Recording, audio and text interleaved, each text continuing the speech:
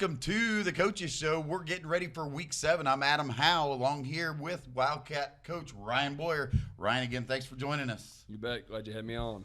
All right, we're going to run through the Week 6 matchup, the one where the Wildcats travel to El Dorado Springs. They walk away with a 50-20 win, and kind of, was it what you expected? Yeah, we knew, especially being a conference opponent, that it was their homecoming game. It was going to be a physical game, for 4 quarters, and so we were fortunate. The field conditions were actually good because the drive there, it rained literally right up until we hit El Dorado. But yeah, and it was like pouring. Right?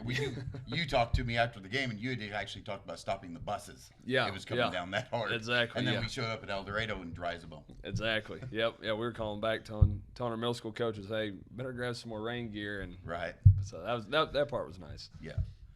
So the Wildcats they come out and they score first.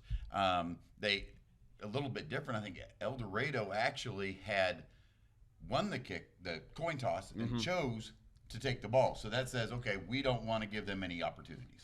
Yeah. So anyway, they take the opening kickoff. They actually put together a little bit of a drive that penetrated our side of the field, but then Brady Slavens punches a ball loose. Great Chapman falls on it, creates a turnover. Wildcats go down. They score on a 9-yard touchdown run by Nick Bagley. Slavens converts a 2-point, and it's 8-0 with less than 5 minutes. Yeah, and that's always big. We talked to, winning first down and just winning that first drive defensively or offensively. And, again, defense being stingy, being able to force that and then just get on the board, especially when you're on the road like that. Well, and you'd like to think, their theory was let's keep the ball out of their hands. The last thing they want to see is a turnover on that opening drive, and then we go down and score. For sure. So then the Wildcats, with 2:15 left in the first, they score again on a Brady Slavens touchdown run, this time a nice 39-yarder that made it 15-0. Thomas Howe nailed a PAT again for us, and that's kind of getting to be commonplace on Friday nights now. So Wildcats led 15-0, and that was at the end of the first. So that finalized the first quarter. Then in the second quarter, El Dorado actually comes out and they score. They cut their deficit, and it's only 15-6 after a missed 2-point conversion there. So 15-6, and things are tight there in the second. But then Slavens actually tacks on a 19-yard touchdown run, and that was less than 2 minutes to go, I think, or less than 2 minutes after El Dorado scored. Yeah. So that was a quick one. And then Hoeveld, of course, nails a PAT again. So that makes the score 15 plus 8. Help me here is 23. Right. Yep. To 6. And then it was 23-6, and we have the ball driving at the end of the first half. You get put in a situation, a coaching decision, when you think, there's a penalty, I think, on a play. Yep. No time left on the clock, so that's an untimed down. So we talked about this up in the booth, and we're like, oh, what's he going to do here? What's he going to do here? And tell us what you did. Yep, and it's funny you bring it up because the way that drive was kind of coming together, and we had talked about it the week before, actually for a couple weeks now. We said, hey, if this happens this way, then we're gonna go for a field goal here. And just like you said, it just so happened pass interference call, and so that put us in position, untimed down, and literally just textbook to what we've discussed and how you would think that would work out, and that got us to the 14. So you add the snap in the end zone to it, 31-yard attempt, and we've worked these in practice a ton, and we knew. Yeah, I've witnessed that. Yeah, and so we knew. We knew that was we were in range, and they were ready, and so we were able to run him out there and get that on that untimed down, and our kids love it, our fans love it. Everybody just kind of went wild. It was really fun to watch that, and especially from the sideline. You see the fans, and then you look down in front of them, and you see the sideline, and it just erupted. Yeah. They're headed into the locker room, and Thomas nails a field goal, and they were all happy for him. I'm sure he came over, was probably grinning ear to ear. Without a doubt. Yeah, he was pumped up. I didn't know till later it was his birthday, right. And so just a neat deal. And I was pumped, and I don't know. El Dorado probably thought we might have been a little weird, as pumped up as everybody was. 3 points, right? Yeah, but that's clutch, and that's a great weapon to have, and we look forward to moving forward. So that gave the Wildcats a 25-6 lead at the half, and of course then things exploded in the second half, like we're used to seeing, or like we've been accustomed to seeing. coming out there. Of course, the Wildcats received that opening kickoff. Brady Slavens runs for another touchdown. That made it 31-6, that time from 34 yards out. Brady tacks on another one, his fourth of the night. So now he's chasing Gage Whitaker, catches him. Yeah. Right, for touchdowns in a game. At 2:36 left in the third, he runs for a 4-yard touchdown run, and that's not there. That PAT was no good. That made it 37-6, though. So 37-6 at the end of 3. Eldo actually scores one in the fourth at the 9:10 mark. That makes it 37-12. Wildcats get another big touchdown run, this time by Nick Bagley on a 55-yarder, one that normally you don't see. You don't expect maybe Nick to break that one loose, but kind of found an extra gear there for a 55-yard touchdown run. Thomas hits the PAT. They score at 5:51. It's 44-20. Wildcats go down again. Brady Slavens for number 5. Yeah. And a night for him and a 50-20 final for the Wildcats. Yeah, it was big. And, and it was one, and like I said, El Dorado, they played hard for 4 quarters, and we were working guys in there, and it was just weird how some of the circumstances fell where, we still had our varsity guys in there at the end, but Gage Whitaker broke that big run, and that's where I never want people to think we're being unsportsmanlike, but we weren't able to take a knee there because of the way the downs fell. Right. And so – and it wasn't a trickery play. It wasn't anything fancy.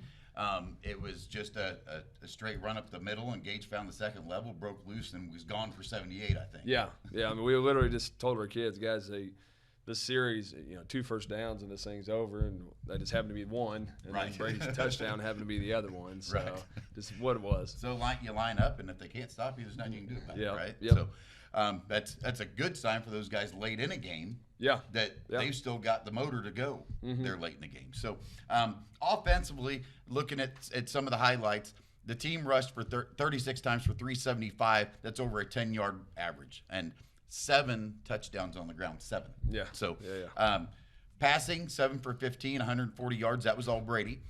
So 515 total yards again. So that one's actually over where our previous average was.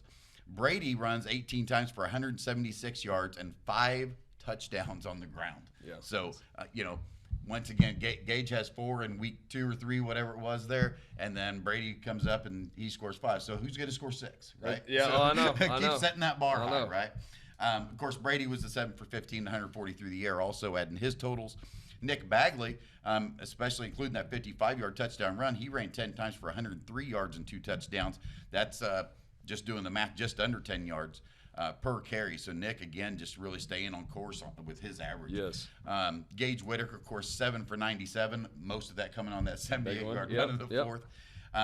Cam Severs blanked in the TD column this week, so we don't even get to talk about Cam just doing what Cam does, right? But still comes up a quiet 4 catches for 78 yards, and had a couple of them at some key times there. Tayton Boyer, 2 catches for 51. Then, of course, Great Chapman stepped up with 1 catch for 11 yards.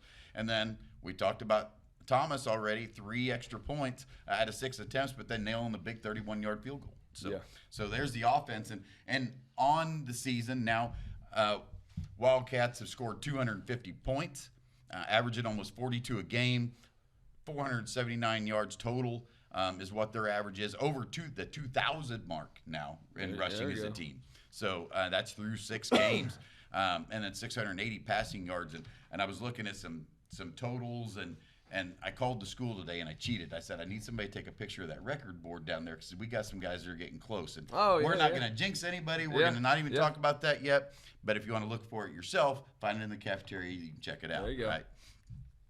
On the defensive side, Nick Bagley, a couple, some of the same names, a couple new names, but Nick Bagley leading the charge there with 8. And then Brady Slavens from the safety spot, he's in on 6.5 tackles. Gage Whitaker, 5.5. Tayton had 5. And then, of course, Brady had the big punch out in the first quarter on that first drive. Grant falls on it for the recovery. And then Kendall Bagley came up with a big sack late in the game. Yeah. No, that was one, like I said, defensively they flew around and in each week, and this week, this time of year goes, those teams are going to show you something a little bit different than what we'd seen all year, and really compliment our defense on adjusting that. They had showed a lot of double pulls, and they didn't tend to do that. And then I think like we told them guys, when you're kind of struggling like that, they're going to throw some plays at you. That first touchdown, kind of a double reverse pass deal. Double reverse, pitch, pass. I think there was 6 guys touched the ball on that play. Yeah, maybe. there's a lot of working parts there. That's what I told our DB. I said, hey, it took a lot to even get to that point. Right. And so with that, though, just handling the adversity. And, the thing that we were probably most proud of is, even though the score didn't really indicate it, we didn't necessarily play our best game, and our kids knew that, and our seniors, they owned up to it. After the game, I always go down and talk to the boys, and they had already beat me to it. They were talking to the team, and I told them, I was very proud of that because, like I said, 50-20, that's a great win, and we're happy for that. But we know moving forward the things that we need to do correctly and the standards that we have, and they've done a great job all year, and even the other night, just echoing that. Right. So then the Wildcats, actually, with that forced fumble and that fumble recovery, they moved to +10 on the turnover ratio for the year. So that's almost 2 turnovers a game, extra opportunities in a ball game. So we're going to take this break here. We're going to be back, and Wildcats have a big one on tap tonight. We'll take this word from our sponsor, and we'll see you back here in a minute. J&D Pharmacy Home Medical Supply is a locally owned and operated pharmacy. Our pharmacists and pharmacy technicians will provide you with the personal service you deserve. We are a full-service home medical equipment company and accept Medicare, Medicaid, and most commercial insurance. Stop by our pharmacy drive-up window, where we have 2 convenient lanes located in the rear of the building. We look forward to serving you now and in the future with all of your health needs. J&D Pharmacy Home Medical Supply. People helping people. And we're back on the Coaches Show, looking forward to a Week 7 matchup here for the Wildcats. They take on the 6-0 Butler Bears, and a 7 o'clock kickoff tonight at Randy Morrow Field. So, Coach, looking for a big one tonight. Yeah, we're excited. Kids are excited, and like I said at the beginning of the week, we were hoping that this time of the year, this is the type of game that we'd be in, and you never know, but yeah, it shook out this way, and it's a great opportunity. So Butler comes in 6-0, a 32-28 win over Adrian, and some common opponents here. So 32-28 win over Adrian in Week 1. They blanked Sherwood 47-0 in Week 2. A 31-22 win against Fort Scott. That's out of Kansas in Week 3. They take down Colcamp in Week 4, 44-14. A lot of 4s there. 41-16 win at Lincoln in Week 5, and that one was really close in that second half before they pulled away. And then a 29-16 win over Buffalo, another Ozark Highlands Conference matchup, one that we all kept an eye on last week. So they were 2 away, 1 at home, 2 away, 1 at home. Now they're on the road for 2. Yep. And then they finished another one at home. So it's kind of weird. They ended up playing at a 9-10 games, whatever it is, like 6 of them on the road. So your initial thoughts, comments on Butler. We see some common opponents on the schedule. Give us some of your thoughts there. Yeah, Coach Webb, he's this is his second year there, and I said it last year, Butler had to be the most improved team in the state of Missouri. Going from 1 win to not losing until they got to the quarterfinals, and he's done a great job. And even though they graduated a lot, they brought quite a few back, and he's got them rolling again. Just their style of play, they do well at what they do. That you see week in, week out, who they are, what they do. Play very physical, play downhill, control the clock. Ball control is huge, and just work to their strengths. Right. And you go through, like I say, you have common opponents, common scores, but I know that like that week 1 with Adrian, I know that's a huge rivalry game, and it's week 1. Right. So to that, there's a lot of factors there, and then just as the season goes through and goes on, we're no different. Guys go down, guys have to miss a week for whatever reason, and so last week was a big one for them, and we were in the same boat. Obviously we were focused on El Dorado, and that game teeter-tottered back and forth there for a little while. And that was a great game. Buffalo I think was ahead at half, and then Butler up by 1 after the third, and then they pulled away there. Had some big plays on special teams and things like that. I think they recovered an onside kick to take the lead, actually, and then pulled away after that. So again, kind of a taste of something we've seen. Wildcat fans have seen. So really similar matchups here. Speaking of what they do, and they're good at it, our offense versus that Butler defense, they're big up front. They're athletic at that second level in the secondary. let's talk about how we attack them, and again, not giving up secrets. Yeah. Right? Oh yeah. Oh yeah. And when you say big up front, you know, their tackles, offensive tackles, and those guys they'll play a little bit of defense, but 290 and 380 you don't see every week. Yeah, and, I think it was 383. I three- think yeah, is what I saw. yeah. Yeah.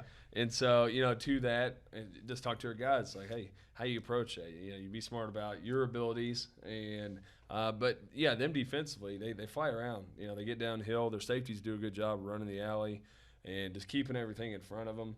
You know, you see a lot of similarities. You know, on their punt return, a lot of times they're not going back. They're making sure that hey, it's not going to be a fake or it's kind of no man's land, and we do a lot of similar things. And so, to that, it's looks we've seen, but it seems like every week we're getting a different look than what we've normally seen. So our kids are fully prepared for that and ready for anything. Yeah, yeah. So with this one, you know, we'll get to their workhorse here in a minute. Yeah. But they obviously have kept their eye on Brady. Mm-hmm. We're sure that they've seen what he does offensively with his arm and his legs. Yeah. So I guess in a game like this, you maybe look for somebody else to step up, and that's been a strength for the Cats this year. And that is, you know, we saw Gage step up with four touchdowns. We've seen Tayton step up and had one through the air, had one passing, one receiving, one rushing against Midway. You know, Nick Bagley came through with 100 yards, and I think this is 2 or 3 straight weeks of 100 yards for him, and 2 touchdowns though last week. So is it his week, or is it a Seaver's week, or maybe it's somebody we don't even talk about? No, I hear you, and that's what's neat, and that's what we love about you know, where we're at and how our kids have performed, because it is. I mean, yes, anybody's quarterback you have to focus on. Obviously, like you said, Brady, he's a special type kid, but the supporting cast around him has done so well, and they're also level-headed about it, because they don't.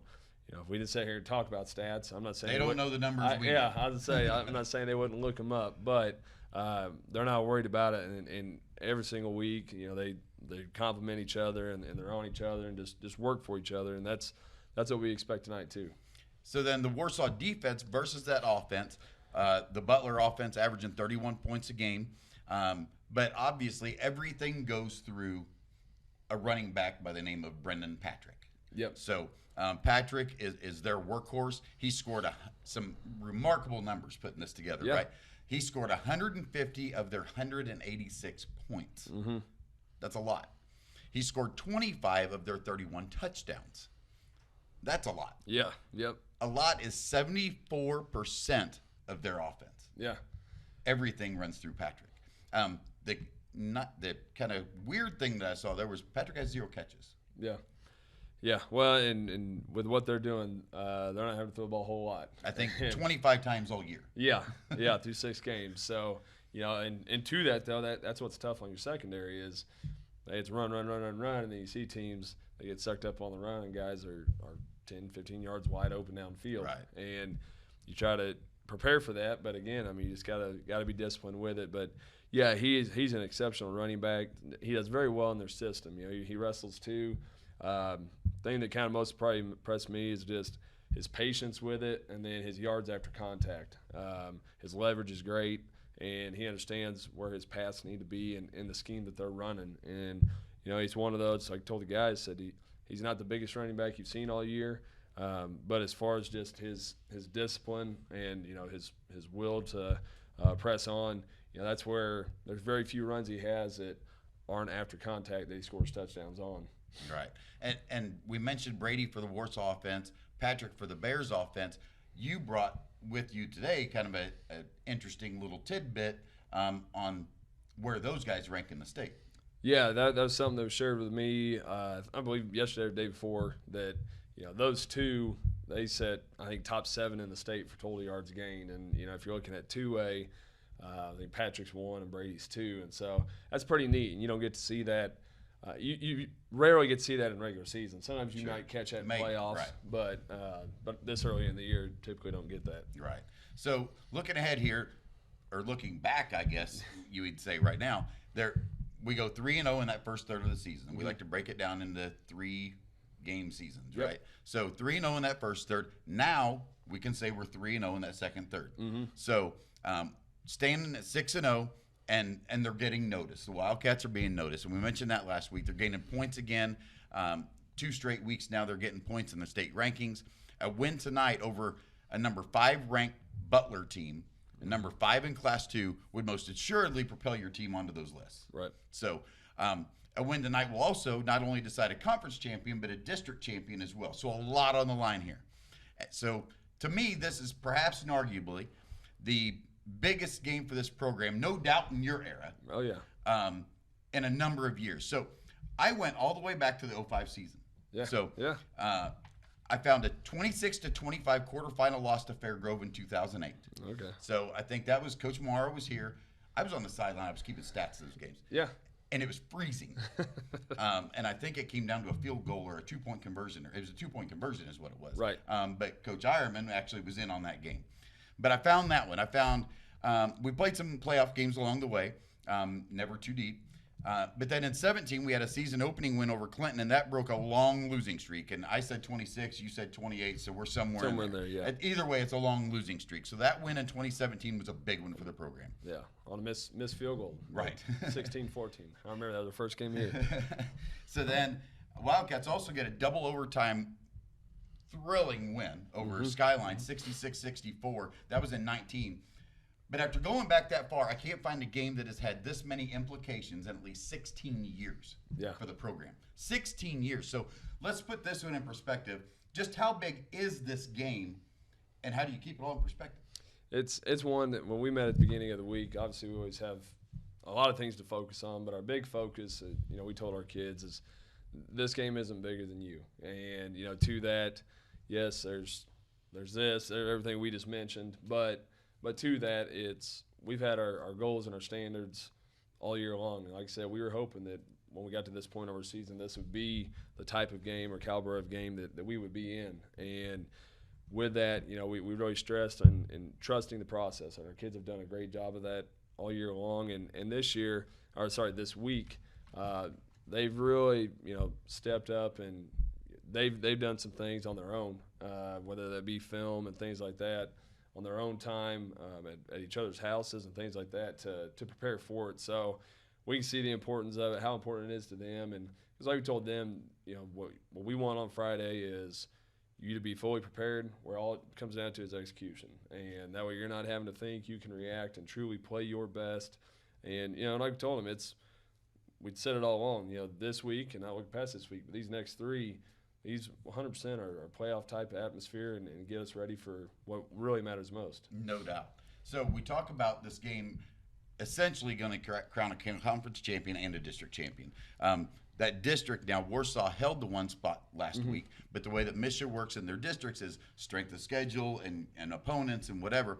Butler actually, after playing Buffalo last week, they leapfrog us and they move that top spot now, and they're at 50.03 points. Warsaw falls down to 2, still undefeated at 47.33 points. So less than 3 points still separate the two. So that's how close this one is tonight. Yeah. Lafayette County holding down the 3 spot, Holden at 4, Versailles at 5, Knob Noster at 6, and then Lone Jack with Kingsville, they hold down that number 7 spot. So a big one on tap tonight. I mean, I don't know. We can't say it anymore, right? Yep. So since we can't, let's move on to some of the others.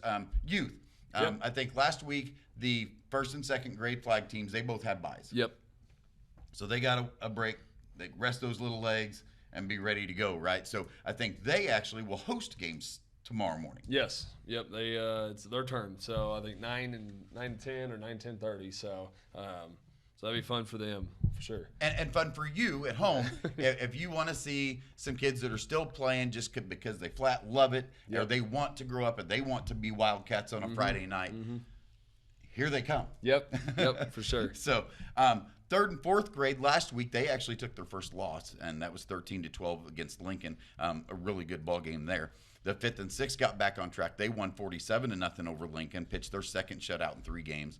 JBMS, the 7th grade was off, but what I understand is they put the 7th graders with the 8th graders. They actually played.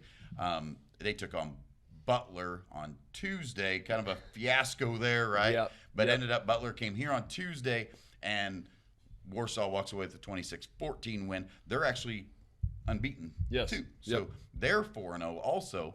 And I think the 7th grade, I don't know, I'm not for sure where they haven't played as many games, obviously. Yeah. But then the JV, talk about winning. I mean, they actually just took their first loss. So that was 14-12 on Monday night. That was Monday, yep. So, a lot of winning going on there. We talk about first losses, the 3rd and 4th grade group, and then the JV team just taking their first loss. A lot of winning going on there. It is. And, yeah, I mean, we couldn't be more happy. And like I told our JV guys, we're fortunate some of those young guys are seeing playing time on Friday night. So it puts you in a position where you have to start managing those quarters. Sure. And that's not taken away from El Dorado Springs JV, but it was a good hard fought. And, the good thing, too, there is all of our kids across the board, again, can compliment the amount of kids we have out at every level. That was something visiting with Butler at that 7th and 8th grade game, and their numbers kind of down right now, but that's what they really complimented our middle school on, and I heard it out when we were hosting the youth, is just the amount of kids we have out, and that's something that's exciting, and we look forward to, moving forward. Right. So then other things on tap tonight, Warsaw Quarterback Club tailgate. That's for all Quarterback Club members. That's sponsored by Golden Valley Memorial Healthcare this week, being in the cafeteria again, I assume. Yes, yep. Of course, the Booster Club, fabulous job with what they do. Running the concession stand. They've got the apparel trailer there if you don't have your hoodie yet, because winter's coming. The football team is actually going to run a raffle through the Booster Club. They're going to kind of man it for them. Yep. Tell us what we're raffling there. We do it every year. The team autographs football, and then they autograph a helmet. It's silent auction. Get over there. Like I said, they'll have a sheet. You just write it down, and then at the end of the 3rd quarter, they'll announce the winner of that. Good. So senior grandparents, senior parents, you want it, pay for it. Here we go. And all the proceeds go to the not to the quarterback club, or they do to go to the quarterback to the football club, program. to the football program Yeah. directly. So, so a big raffle going on tonight, and then it's senior night.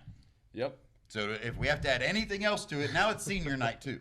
It is. It's not just senior night for our football program. That's for cheer, dance, band, cross country, and football. And we talked to our seniors yesterday after practice and said, "Hey, this is what you want." It's a neat that this is your senior night on this stage. So look forward to that also. And then there's a little perk here for Warsaw students this week too. Yep. This one, talking with the administration. Again, we want a packed house. Those unable to make it, tune into BCE TV. Sure. However, if you're able to make it out, and it's a beautiful night for it, all students, elementary through high school, get in free admission. All they need to do is wear some Warsaw gear. I know our high school pep club, they'll have a different theme. That's fine. And We always look forward to that one every Friday. Oh yeah, and so they'll still be allowed in. So to that, but yeah, I can remember, and I know you can remember being a kid and coming to some of these big games, and that's what we want these kids to experience and be part of that atmosphere. And the community. The community, yes. Yeah. So a big night on tap for Coach Boyer and the Wildcat football team, the school district, and the community, the entire town. So this is a big night. And like we mentioned earlier, probably the biggest game this program has seen in a long, long time. That kickoff set for 7 tonight out at Randy Moore Field on the campus at WHS. We expect a packed house, so get there early to get your seat. Check out everything going on. Visit the apparel trailer, buy your raffle tickets, all that good stuff. If you can't make it out, tune into BCE TV. You can catch the game live on the web. That'll be Matt Dove and Drew Burdick with the call. Coach Boyer, we appreciate you coming on again this week. Wish you and your team the best tonight when you take on the Butler Bears. I'm Adam Howe from all of us here at BCE TV. Thanks for joining us today. I'm going to the house. This has been a BCE TV production. Thank you for watching.